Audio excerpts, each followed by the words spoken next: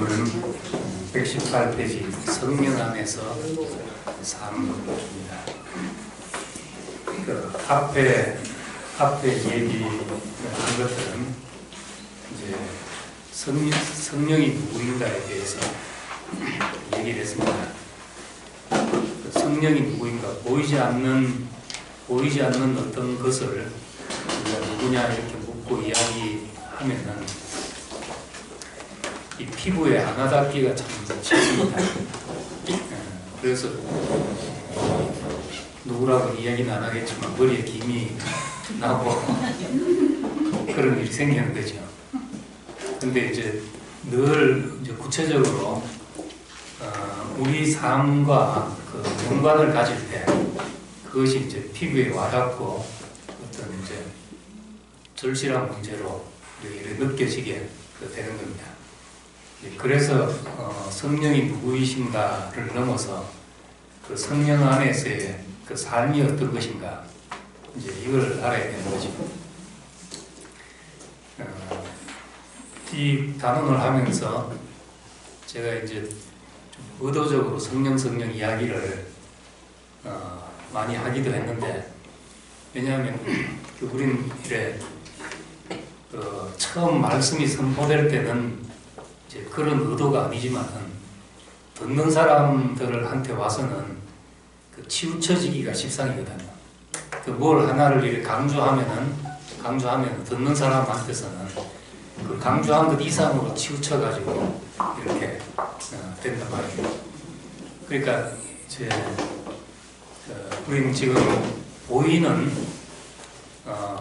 않는 세계에서는 인간은 누구도 자유로울 수가 없고, 거기서 이제 뭐 완전하게 내가 알았다, 이해했다 이렇게 할 수 있는 사람이 없기 때문에 거기서 늘 헷갈리고, 또 보이지 않는 사탄이라는 어떤 이제 실체에게 늘 속기 쉽고 이렇기 때문에 우리 보이는 세계가 중요하다. 사람에게는 우리 나타나야 되고 보여야 된다.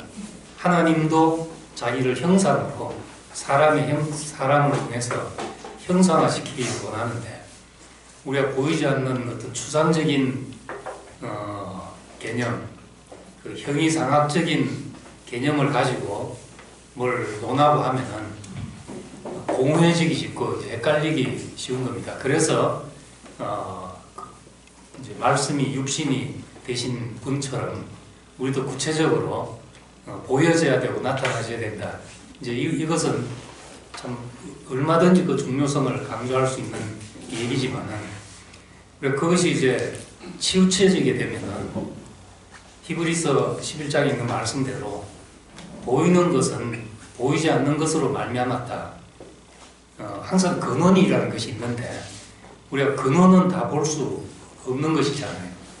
나무가 있으면 나무 열매는 참 달고 아름답고 다 열매는 좋은 것인데, 열매는 좋지만 뭐 나무는 심기 싫어한다. 뭐 나무까지는 좋은데 뿌리는 난 모르겠다. 이래버리면 이제 뿌리에 병든 나무는 그냥 잘라내는 수밖에 없는 것처럼 그렇게 된다. 그 보이는 것을 너무 지나치게 이제 치우치다 보면은 보이지 않는 걸 무시하기 쉽지요. 나는 뭐 보이지 않는 하나님, 2000년 전에 예수에 대해서는 나는 그런 거 모르겠다. 뭐 어떻게 되든 상관없다. 나는 지금 보이는 것만 중요하다. 보이는 것이 중요한 건 맞지만은 그것이 필요 없는 것까지는 아니라는 겁니다. 거기서 나는 것이기 때문에. 그게 이제 치우치지 않아야 되는데 이제 그런 일이 생긴 거예요. 그 선악을 아는 지식, 선악의 지식의 나무, 그렇게 해서 이 선악의 지식의 나무가 뭔가, 그걸 우리 간단하게 이제 지식이라고, 생명을 대체하는 것이 이제 지식이라고 생각하고, 실제로 많은 경우에 그 내가 아는 것과 그 실제를 혼돈하기 때문에 내가 아는 걸 가지고 그것이 된 것처럼 생각하고, 이런 경우들이, 이런 그 폐단들이 많지요. 그 생명을 대체하는 일이 이제 생겨난다는 말입니다. 사람은 뭘 알면 아는 거 가지고 자기 노력으로 그걸 만들려고 하거든요. 그래서 인공물이 나오고 하게 되는데, 그렇다고 해서 우리 지식이 다 필요 없다고 해서 책도 덮고 모든 문자가 된 걸 다 덮어버리고 이제 그렇게 돼버리면은 이제 반지성주의가 되어버리죠. 그래 되면 예를 들어 우리 교회에 대해서 논리적으로 문제 제기를 하는 사람한테 너는 몰라 이 소리밖에 못하는 거예요. 너는 몰라 이러다가 이제 말로 안 되니까 이제 버럭이 되는 거죠. 화내는 것밖에 없는 거예요. 그러니까 이것이 이제 그 지식이나 이런 것은 다 자연, 지식 이런 것은 가치 중립적인 거라는 겁니다. 그게 그 자체가 나쁜 것도 아니고 좋은 것도 아니고 잘못 쓰면 나쁜 것이죠. 그렇지만 그것을 하나님은 우리에게 사람이 되면은 모든 것을 다스리고 이용할 수 있게 되니까 물이 나를 덮어버리면 나를 죽이는 게 되지만은 내 발 아래 있을 때는 그 생명을 살리고 이용하는 것이 된다는 겁니다. 그래서 우리가 늘 그 혁명의 시대에는 뭐 베드로 같은 사람이 필요하죠. 그 단순해가지고 하나밖에 모르는 사람이 그 필요하지만은 정말 공존하고 평화로운 시대가 되자면은 그 균형 감각을 가지고 사는 사람이 늘 필요한 거예요. 치우치지 않고. 그래서 이제 이 성령의 문제도 마찬가지로 그 보이지 않는 근원에 대해서 그 우리의 이해를 가지고 그것이 이제 우리에게 어떻게 나타나지는가까지 일관되게 이렇게 말하고 경험될 수 있어야지 우리가 누구를 만나든지 우리 경험을 다른 사람에게 이제 보이지 않는 것까지 들어서 이제 전달할 수 있고 그렇게 된다는 겁니다. 그 성령 안에서의 삶, 우선 영이라고 하면은 개념이 종교마다 다르고 또 이 뭔지 그 형태가 없으니까 막연할 수 있습니다. 그럼 우리는 무엇을 하나님의 영이라고 하고 무엇을 하나님의 성령이라고 할 건가? 요한 1서에 보면은 영들을 다 믿지 말라. 그 하나님께로 온 영과 세상으로부터 온 영을 이제 분별하라는 이야기를 하고 있습니다. 우리도 이제 그런 분별이 있어야 되는 것이고, 그럼 무엇이 하나님부터 온 것이라고 우리가 말하게 되는가? 우리는 그냥 뭐 신비로운 은사, 방언을 한다든지, 뭘 쪽집게 도사처럼 뭘 알아본다든지, 예언을 하고 뭐 환상을 보면 다 이상한 걸로 생각하고, 그냥 우리 상식적인 경험을 가지고 말할 수 있으면 당연하게 생각하고 이럴 수 있습니다. 그것만으로 이제 충분하지가 않죠. 그 분별하다는 게. 방언을 해도 뭐 맞을 수도 있고 틀릴 수도 있고, 그 방언 자체가 나쁜 것이다, 좋은 것이다 이렇게 말할 수가 없다는 겁니다. 그럼 우리는 어떤 기준을 가지고 하나님께로부터 온 것인가, 이것을 아는가 하는 게 이제 이 단원에서 이제 말하려고 하는 거죠. 그 성령이라는 말은 이제 구약 성경에도 있는 말입니다. 그 영이라는 말에 거룩하다는 말이 거룩하다는 단어가 붙으면 이제 성령이 되는 거거든요. 그 헬라어로는 이제 하기온이라는 형용사가 붙으면은 성령이 되는 거고, 구약 성경 이제 히브리 말로는 이제 카도시라는 말이 붙으면, 영에다 그 말이 붙으면 이제 성령이 되는 겁니다. 그 거룩하다는 것은 하나님의 속성을 대표적으로 보여주는 것이기 때문에 거룩하다는 수식어가 이제 붙은 것입니다. 그런데 그 영에 대한 표현이 성경만 해도 이제 그 수없이 많습니다. 성령, 하나님의 영, 하나님의 신, 그리고 그냥 이제 정관사가 붙어서 그 영 이렇게 나오고 예수의 영, 진리의 영, 성결의 영, 생명의 성령 여러 가지 많은 표현들이 있습니다. 근데 그 중에서 이제 신약 성경에 제일 많은 표현은 수식어가 없이 그냥 쓰는 관사만 붙어서 그 호프뉴마토스 이렇게 나오는 말이 전체 이제 259번 중에서 149번이 나오니까 이 절반 이상이 관사 없이 쓰는 말이거든요. 관사 없이.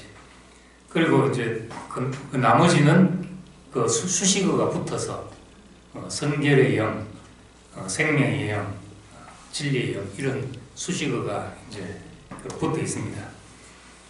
근데 우리말에는 이걸 전부 다 관사 없는 것을 전부 성령이라고 번역을 했습니다. 그 영이라고 번역해야 맞는데 그 한글 성경에서만 성령이라고 번역을 했어요. 그럼 이 영어 성경은 어찌 되어 있냐? 영어 성경은 그대로 호프뉴마토스는 더 스피릿 이렇게 그냥 그 영이라고 이제 번역을 했습니다. 그 영 이렇게 말하면 영어 쓰는 사람들한테 문제가 없는데 한국말 성경을 보는 사람들한테는 그 무슨 이제 뚱딴지 같은 소리냐 이래 버리는 거죠. 예. 그러니까 이제 그런 사람들하고 이제 대화할 때는 뭐 우리가 앞에 이제 뭐 그것이니까 뭐 성령이라고 말한다고 해서 특별히 그 손상될 것이 없죠. 그럼 이제 왜 그냥 그 영이라고 말했는지 이제 그 이유는 우리가 확실히 알고 있어야 된다는 겁니다. 이 수식어가 붙든지 안 붙든지 신약 성경에서 예수의 영을 가르칠 때는 특별히 예수의 생애와 인격을 담기 위한 표현이라는 겁니다. 예수의 경험을 담기 위한 표현이죠. 우리로 말하자면은 우리가 어떤 예수의 영의 어떤 것을 경험했는데 내가 가진 경험을 표현하기 위해서 수식어 하나를 더 붙이는 것이죠. 생명의 영, 성결의 영, 진리의 영 이런 걸 더 붙인다는 겁니다. 그렇다고 해서 이제 그 영이 다른 게 아니란 겁니다. 근데 이제 그 수식어를 안 붙이고 그냥 이제 더 스피릿 이렇게 할 때는 이걸 다 이제 성령이라고 번역을 해놨는데 그 번역을 할 때는 특별히 예수의 그 생애, 고난과 죽음의 과정을 거친 것을 표현하기 위해서 그렇게 말한 것입니다. 이제 그 대표적인 것이 그 요한복음 7장에 나오는 이야기입니다. 요한복음 7장에 이제 초막절 명절 끝날에 예수님이 외쳐 말씀하시기를 누구든지 목마른 자는 다 내게로 와서 마시라 한 거랍니다. 초막절 행사가 광야 생활을 기념하기 위해서 우물에서 물을 길어다가 예루살렘에 와서 그 붓는 물을 길어 나르는 그런 행사가 있는 그 마지막에 그 광경을 보면서 누구든지 목마른 자는 내게 와서 마시라. 나를 믿는 자는 그 배에서 생수의 강이 흘러나리라 이런 말씀을 했습니다. 근데 그렇게 말하면서 요한이 해설을 달기를 이는 저희가 받을 성령을 가리켜 말함이라. 저희가 받을 그 영을 가리켜서 말하는 것이다. 그 영을 가리켜서 그렇게 하고 가로에서 나온 말이 예수께서 아직 영광을 받지 아니하신 거로 그 영이 저희에게 있지 않더라. 이렇게 말하고 있습니다. 이게 이제 뭔가 하면은 예수님이 아직 그 말할 당시는 죽음과 부활의 과정을 거치지 않았다. 영광을 받았다는 것은 부활하고 승천한 것을 두고 하는 말입니다. 그러니까 아직 영광스러워지지 않았다. 십자가 이전이니까 아직 사람들이 볼 때는 예수가 영광스러워 보이지 않을 때라는 겁니다. 아직 영광을 받지 않으신 거로 그 영이 저희에게 있지 않았다. 그러면 이제 성령이 아직 오지 않았다는 말이거든. 그럼 구약 성경에도 성령이라는 말이 있고, 니고데모에게 말씀할 때도 성령으로 거듭나야 한다. 거듭나야 한다. 성령으로 난 자가 이어갔다. 바람이 임의로 불매 어디서 오며 어디로 갈지 알지 못한 것처럼 성령으로 난 자는 이어갔다. 이미 성령으로 거듭나는 것을 말했는데 왜 여기서 저희가 아직 그 영을 받지 않았다. 그 영이 아직 저희에 계시지 않았다. 이렇게 말한가. 바로 그 영, 여기서도 요한복음 7장에서도 그냥 더 스피릿이라고 되어 있습니다. 그 영은 바로 예수의 그 생애의 과정, 고난과 죽음을 아직 거쳐서 고난과 죽음을 거쳐서 부활에 이르지 않았기 때문에 아직도 제자들은 사람들은 예수의 그 영원한 실제를 보지 못했다는 겁니다.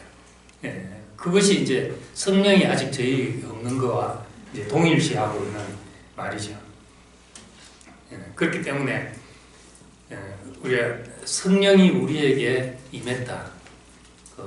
사도행전 2장에 보면은 이제 성령 강림 사건이 오잖아요. 어떻게 해서 오게 되는가 하면은 사도행전 1장에 예수님이 승천하신 것이 나옵니다. 구름을 타고 저희 가운데서 들려 올라가서 보이지 않게 되더라. 그 뒤로 제자들은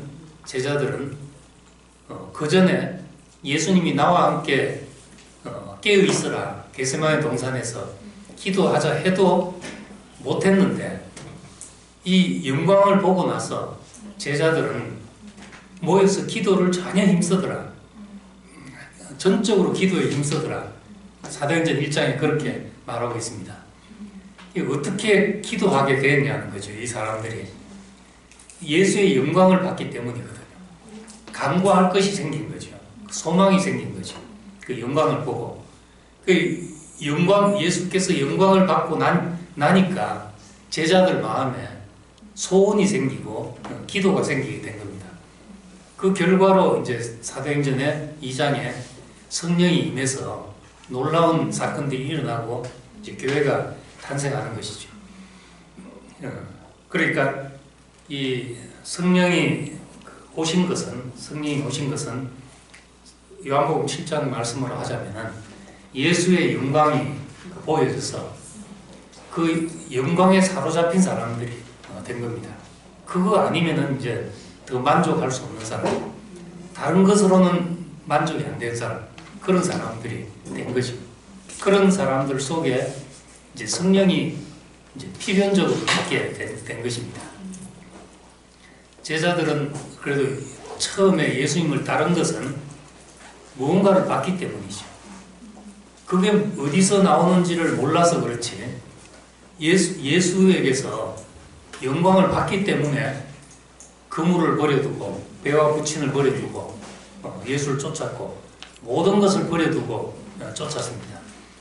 그래서 사람들이 예수님 말씀이 중간에 이제 요한복음 6장에 보면 사람들이 예수님 말씀이 어렵다, 너무 어렵다. 그래서 다 떠나게 됐습니다. 떠나니까 예수님이 제자들 보고 너희도 가려느냐? 그러니까 베드로가 대답하기를 영생의 말씀이 있으면 우리가 어디로 가리까? 영생을 맛봤다는 거죠. 무언가 영광을 맛본 거죠. 그런데도 마지막 가면은 제자들도 떠나가잖아요. 그럼 이제 영생의 말씀이 있으면 우리가 어디로 가리까 했는데 왜 떠나갔느냐?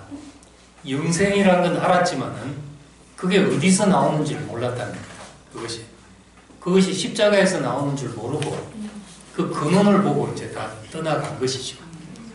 그렇지만 이제 한 번 영광을 본 사람은 떠나가도 이상하게 다른 무엇으로도 만족되지 않는 사람들이 되어버린 겁니다. 다른 거로도. 그래서 이제 다시 고기 잡으러 가자 하고 옛날로 이제 돌아갔지만은 요한복음에 보면 그물을 던졌는데도 한 마리도 못 잡았다. 고기 잡고가 문제가 아니라 그 제자들의 상태가 그렇다는 겁니다. 뭘 해도 만족이 안 된 상태. 근데 이제 예수님이 다시 와서 깊은 데로 던지라 하고 이런 일이 생기게 된 것입니다. 그래서 우리도 보면 우리 교회 처음 올 때 뭔지 모르지만 그것이 어디서 나는지 몰라도 와 좋다 이런 걸 보거든요. 사람들이 여기 뭐가 있구나 하고 보는데 이제 그것이 어디서 나오는지를 이제 조금씩 보게 되면은 걸려 넘어지고 이러면서 이제 떠나거든요. 떠난 사람 생긴다는 겁니다. 근데 가도 이상하게 한번 그 그리스도의 영광을 본 사람은 다른 것으로는 만족이 안 되는, 뭘로 채워도 만족이 안 되는, 일시적으로 편하다, 이게 더 재미있다 이럴 수는 있어도 근원적으로 채워지지 않는 공허를 느끼게 되죠.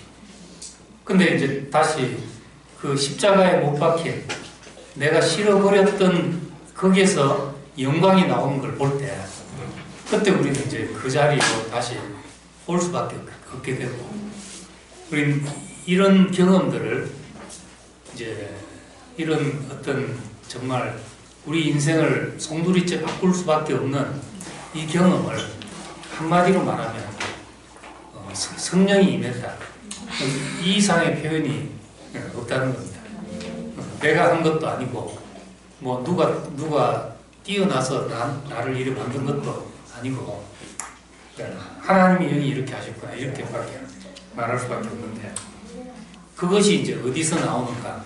그게 예수의 그 고난과 죽음과 부활을 통해서 나온 거기 때문에 예수의 그 생애의 과정을 거치는 것을 제껴놓고는 우리가 성령을 이해할 수가 없다는 거예요. 그래서 이제 수식 없이 신약 성경에 이제 그 영이라는 말을 예수의 영, 성령에 관해서 말할 때 이제 그 영이라는 걸 이야기할 때 바로 그것이죠. 예수를 통해서 오는 죽음과 부활을 거친 영, 이제 그걸 말하고 있다는 겁니다. 이제 그렇기 때문에 고난과 죽음을 거친다는 것은 우리의 육체를 빼놓고는 이해할 수가 없는 것이잖아요. 육체를 빼고서는 이해할 수가 없는 것입니다. 그냥 내가 가만히 앉아서 무슨 환상을 봤다든지 어떤 이상을 봤다든지 이런 거하고 다르다는 거죠. 이런 거하고. 그래서 요한일서 4장에 영들을 다 믿지 말고 오직 영들이 하나님께 속했나 분별하라, 이러고 이어서 한 말이 예수께서 육체로 오신 것을 시인하는 영마다 하나님께서 온 것이고, 아주 심플하게 우리한테 구별할 수 있는 그걸 제시하고 있다는 거죠. 성령 말은 다 할 수 있거든요. 그 성령 내 안에 그 영이 계셔서 그 영의 인도를 받고 그 영의 소리에 귀를 기울이고 다 할 수 있다는 겁니다. 다 할 수 있는데 정말 우리가 그걸 내 속에서 나는 소리라고 다 성령이라고 할 수 있냐?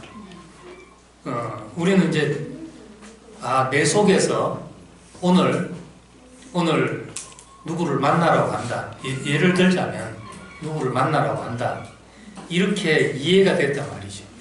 몇 번 이야기를 하지만은 이해가 될 때는 이미 내 이해 속에서 나온 것이잖아요. 성령이 말해도 성령이 그냥 말하는 게 아니라 내 이해를 거쳐서 내가 알게 되는 거죠. 그러니까 내 혼을 거치는 동안에 내 혼의 성격과 내 성향과 심지어는 욕심과 내 잘못된 지식까지라도 통과해서 나오게 되는 거죠. 여기서 이제 왜곡될 수 있다는 생각을 못하면은 내 속에서 말한다 하고 보면 자기 욕심인데 그걸 가지고 이제 누구도 이제 돌이킬 수 없는 못 말린 사람이 되는 것입니다. 그러니까 이걸 이제 반드시 알아야 되는데, 그래서 이제 성경도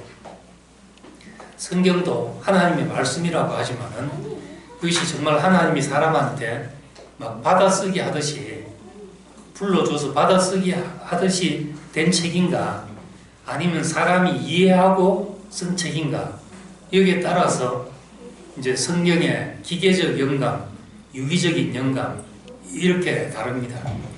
글자 한자 한자 그대로 하나님의 말씀이라고 축자 영감을 믿는 사람, 글자 한자 한자까지 우리가 바꿀 수 없는 하나님의 말씀이라고 믿는 사람들은 이제 기계적으로 영감됐다고 믿는 거죠. 그냥 나는 받아서 적는 도구일 뿐이고 다 하나님이 불러 말했으니까 그렇게 말하면 오류가 없잖아요. 오류가. 근데 이제 실제 성경이 보면 오류가 없냐? 오류가 많거든요. 그 오류가 많을 뿐만 아니라 이게 원본이라는 게 없습니다. 원본이라는 게 제일 오래된 원본이 4세기, 6세기 것이 이제 바티칸이나 이런 데서 이제 원본으로 저한 거고 4세기니까 300~400년이 흘른 거잖아요. 300~400년 동안 어떻게 했냐? 어떤 사람들이 계속 옮겨 적은 거죠. 받아쓰기에서 옮겨 적고 그래서 지금 남아있는 게 4세기경에 옮겨 적은 그것이 성경이라고 남았으니까 어떻게 기계적으로만 이렇게 받아쓰기 했다고 이제 볼 수 있겠냐는 거예요.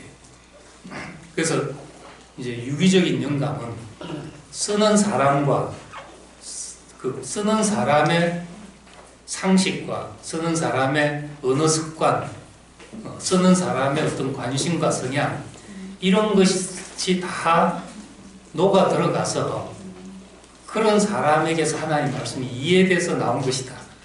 이제 이것이 이제 유기적으로 하나님의 말씀이 나한테서 유기적으로 경험이 돼서 나왔다고 해서 유기적인 영감이라고 하는 거죠.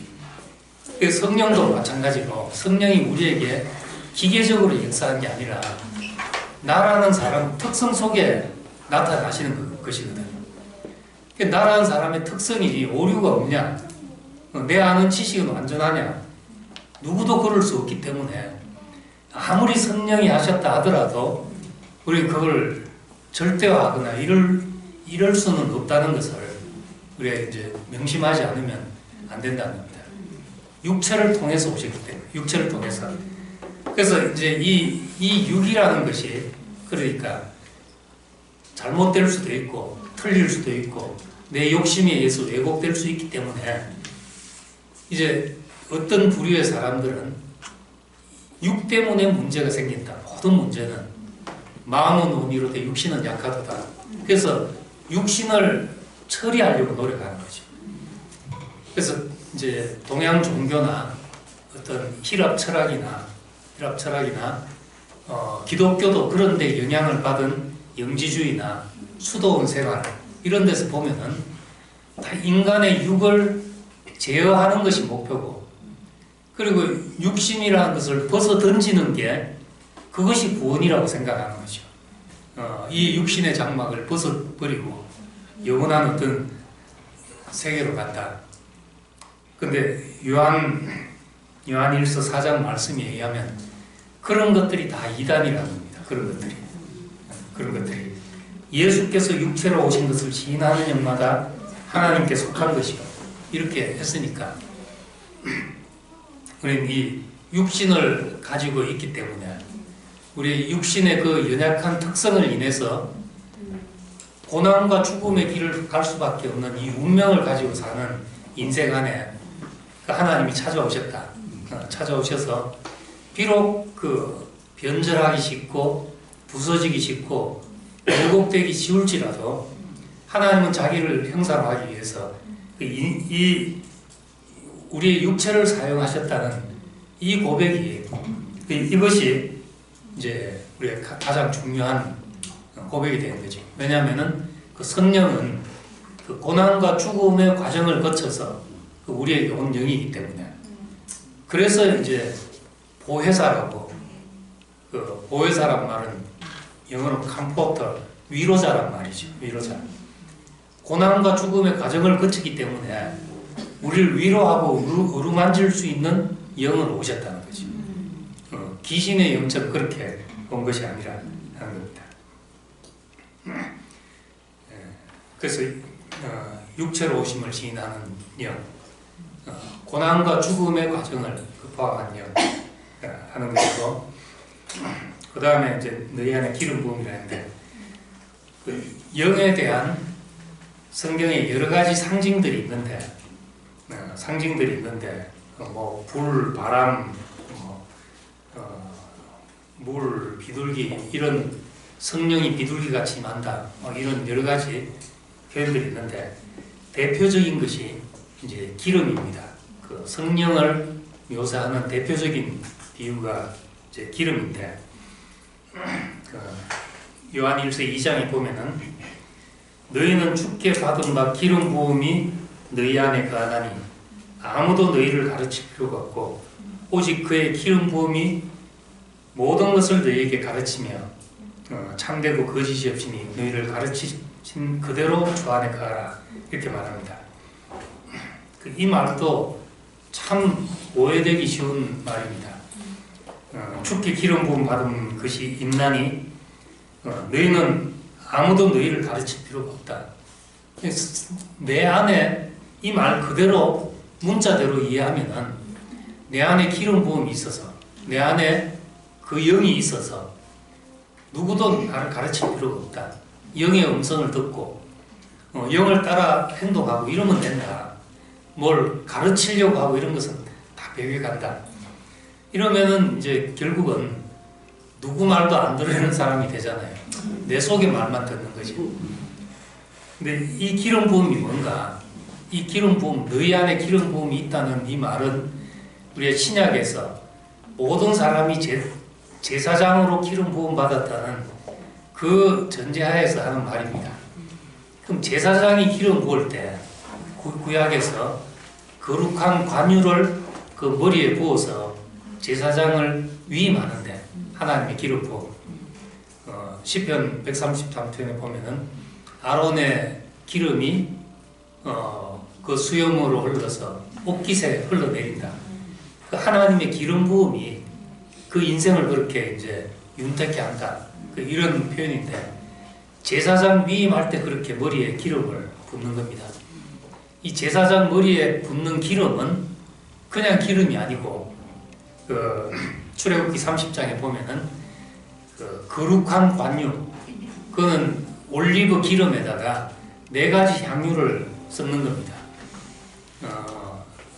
모략과 육개와 창포와 계피, 이 4가지 향유를 같이 섞어가지고 기름을 만드는 것이거든요. 이 4가지가 다 이제 죽음과 부활을 상징하는 그런 그런 향들입니다. 모략은 이제 썩지 않게 하는 방부제 역할을 하는 약이죠. 이 육개와 계피가 이게 이제 둘 다 이제 시나몬 종류로, 그러니까 계피 종류로 되는데 종이 좀 다르다고 하더라고요. 그 육개는 주로 이제 상처 치유하는데 바르는 그런 이제 기름이고, 그 다음에 계피는 향으로서 이제 벌레나 이런 것을 쫓아내는 이런 향으로 쓰이고, 모기 같은 것도 이제 계피 많이 먹은 사람은 모기가 안 문다 그러잖아요. 계피하고 벌레 쫓는데 이제 쓰는 것이고, 그러니까 이제 창포는 늪지에서 나는 이제 식물이고, 그 늪지에서 높이 솟는 이런 거니까 고난에서 나오는 부활을 상징하는 이런 것들이 섞여 있다는 겁니다. 그냥 맹탕 기름이 아니라 그 영이지만 그냥 맹탕 영이 아니라 고난과 죽음과 부활의 과정이 담겨진 그것이 늘 제사장에게는 이제 부어졌다는 거죠.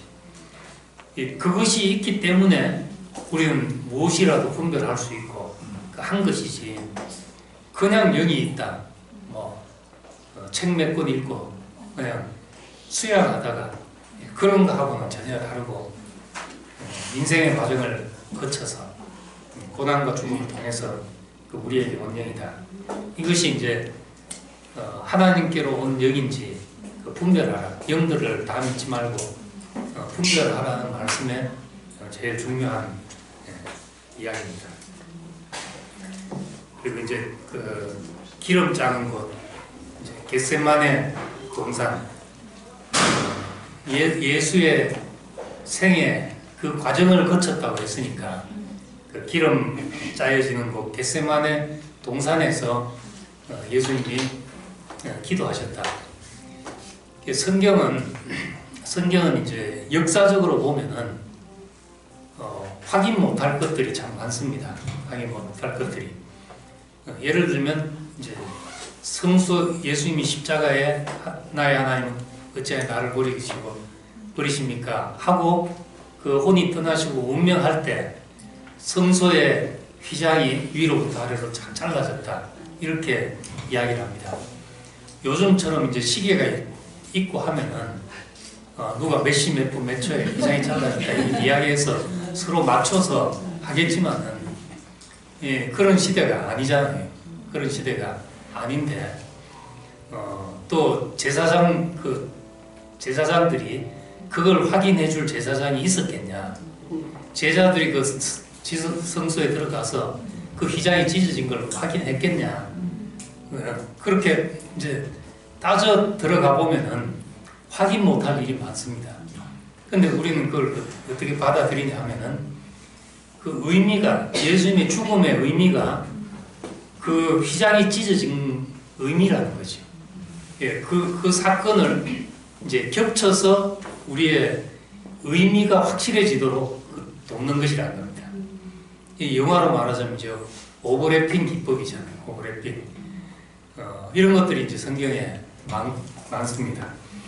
그 이제 대표적인 게 기름 짜는 동산에서, 겟세마네라는 올리브 기름 짜는 동산에서 예수님이 기름 짜듯이 땀이 땅에 떨어지는 핏방울 같이 되도록 그 모습을 봤을 때 제자들이 예수님이 기름 틀에 가서 짜여지는구나 하는 거하고 겹쳐지지 않을 수가 없는 거죠. 그래서 겟세마네 동산에서 그런 기도를 하셨다. 실제로 그 장소인지 아닌지는 우리가 알 길이 없는 거죠. 근데 바로 거기서 땀이 땅에 떨어지는 핏방울 같은 그 핏방울을 말로 하자면은 할 수만 있거든 이 잘 지나가게 하옵소서. 그러나 내 원대로 마옵시고 아버지의 원대로 하옵소서. 이 말이 땀에 떨어지는 핏방울처럼 예수의 입에서 이제 떨어지고 있었다는 거죠. 이렇게 이제 우리 영상화하면은 이 말이 그냥 이렇게 편안하게 앉아서 다리 꼬고 앉아서 내 뜻대로 마옵시고 이 말이 아니고, 올리브 알갱이들이 빠져가지고 볶아져서 기름틀에 집어넣어가지고 막 으그러져서 짜여지는 나오는 그런 모습에서 나오는 말이라고 생각이 됐던 겁니다. 그래서 이제 이것도 마찬가지로 성령이라는 것이, 그래서 이제 목사님은 그 장면을 이야기하실 때 그 성령은 뭔가, 성령은 그 생명의 가장 깊은 자리가 영이라고 말할 수 있는데, 예수의 영 성령은 예수의 가장 깊은 자리, 그분이 왜 그렇게 사셨는가를 가장 잘 말해주는 그 속 중의 속이 성령이다. 이 겟세마네 동산에서 기름 짜여져서 나오는 그 말, 내 뜻대로 마옵시고 아버지의 원대로 하옵소서, 이것이 예수님의 속 중의 속이었다는 거지. 속 중의 속. 그것이 예수를 그렇게 살게 했던 영, 이제 우리 교회에서 잘 쓰는 말로 하자면 예수를 그렇게 살게 한 그분의 생명인 거죠. 생명. 내 은혜로 마옵시고 아버지 은혜로 마옵소서. 이런 정신이라는 말과 영이라는 말도 성경에 간혹 이렇게 대치되기도 합니다. 에베소서 1장에 보면은 지혜와 계시의 정신을 너에게 주사, 개역 한글 성경에는 그렇게 되어 있습니다. 이것이 이제 개역 개정으로 바뀌면서 지혜와 계시의 영을 주사 이렇게 했거든요. 중국 문화에서 생각하면은 영이라는 말을 가장 자기들이 이해할 수 있는 말로 생각하면 이제 정과 신이죠. 정과 신. 그 생명의 가장 어떤 깊은 그 원천을 이제 정과 신이라고 생각하기 때문에 그래서 영을 참 정신이라고 번역을 한 겁니다. 정신. 근데 이제 정신, 어떤 생명 이런 것은 이제 비인격적인 표현이거든요. 그 원리나 이치를 나타내는 표현이라는 겁니다. 기독교는 하나님 이해가 그 어떤 사람의 형상으로 이해를 합니다. 그 인격적으로 이해를 하죠. 하나님이 의지를 가지시고 인간에 대한 지적인 계획을 가지시고 때로 기뻐하시고 사랑하시고 분노하시고 슬퍼하시고 이거는 이제 하나님을 우리에 빗대서 이해한 것이잖아요. 이런 걸 이제 신인 동형이라고 그러죠. 신인 이제 원시적으로 히랍 신화 같은 것도 신인 동형론입니다. 그 신적 이해가 인간에 빗대어 하나님을 이해하는 겁니다. 그렇다고 해서 하나님이 뭐 인간처럼 생겼냐 이게 아니잖아요. 그 형상이 우리에 빗대서 이해를 하는 겁니다. 인격적인 이해 이런 이해인데 동양 종교들은 또 그 가장 근본적인 것을 인격적으로 이해한 게 아니라 이제 도, 법, 이치 이런 걸로 이해를 하잖아요. 그 불교에서 법이라 그러고 도교에서 도라 그러고 이 가장 그 어떤 모든 것의 근본이 되는 이제 원리로 이해를 하는 거죠. 근데 이제 그게 더 심오해 보이지만은 인격적인 이해 속에서 어떤 사랑이나 긍휼이나 자비나 이 도나 이치 이런 것에서는 그런 것을 풍부히 표현할 수가 없다는 겁니다. 근데 하나님을 우리는 인격적으로 이해하기 때문에 그분의 사랑과 자비와 그 비록 법에 어긋났다 할지라도 그것을 살리려는 마음 이런 것을 어째 뭐 연기법이라든지 이치법 이런 걸 어째 다 설명을 하겠냐고요. 훨씬 하나님을 그 풍성하게 이해하는 이제 그런 장점이 있다. 그래서 이제 성령을 만약 이제 정신, 생명 이렇게 할 때는 이건 이제 다소 이제 원리적인 이해고 성령이라고 말할 때는 그 인격적으로 이해하기 때문에 이제 성령이라고 그렇게 말한 것이죠. 그래서 이 표현이 아주 좋은 표현이고 중요한 표현이고 그 성경에 이제 다수를 차지하는 이제 그런 그 표현인 겁니다. 근데 이것이 이제 우리에게 어떻게 왔냐를 알자면은 예수의 생애를 거쳐서 온 것이기 때문에 그 우리에게도 이제 맺는 말로 우리도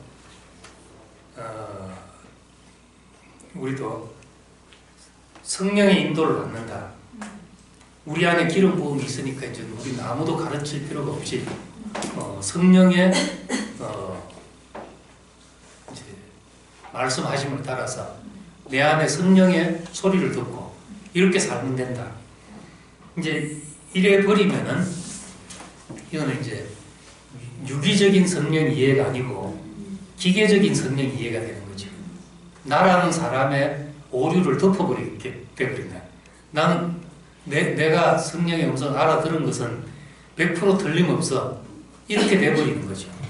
그런 자만의 오류에 빠지게 된다는 겁니다. 그러니까 이 성령은 예수의 고난과 죽음과 부활을 거치심으로 온 영이라는 것을 우리가 확실히 알 때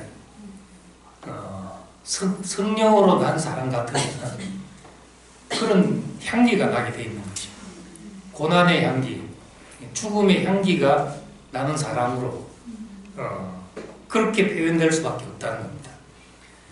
나는 성령의 인도를 받는다 하면서 너네들 다 틀렸어 하고 막 이제 어떤 무시무시한 감찰자로 있는 것이 아니라 정말 성령의 인도 가운데 있는 사람은 그 죽음의 향기가 나고 고난의 향기가 나는 사람으로 모략과 육개와 창포와 계피에 기름 부어진 사람은 그 냄새가 안 나겠어요. 그 향을 섞어서 기름 부었으니까 그 냄새가 나는 것이 당연하다는 겁니다. 우리가 이제 이것을 알고 대하면은 보이지 않는 어떤 성령에 대해서도 우리가 깊이 인식하고 이해하면서도 나타나진 것이 보이지 않는 데서만 막 이야기하면 그런 엉뚱한 독선에 빠지기도 쉽고 나타난 것만 갖고 말하면은 뭐 뿌리를 그냥 무시해버리는 것이 되어버리지만은 우리가 성령으로 난 사람 같으면은 그 사람은 틀림없이 이 네 가지 향품의 냄새가 날 것이다. 고난과 죽음과 부활의 향기가 나는 사람이다. 그것만 해도 얼마나 이게 보면 알 수 있는 사람이 되겠냐는 거죠. 과정을 거쳐서 예수의 생애를 거쳐서 고난과 죽음의 부활의 과정을 거쳐서 우리가 오셨기 때문에 모략과 육개와 창포와 계피의 그 향내가 나는 사람으로 그 성령으로 난 자들은 우리가 다 그럴 것이다 이렇게 알게 되는 겁니다. 마치겠습니다.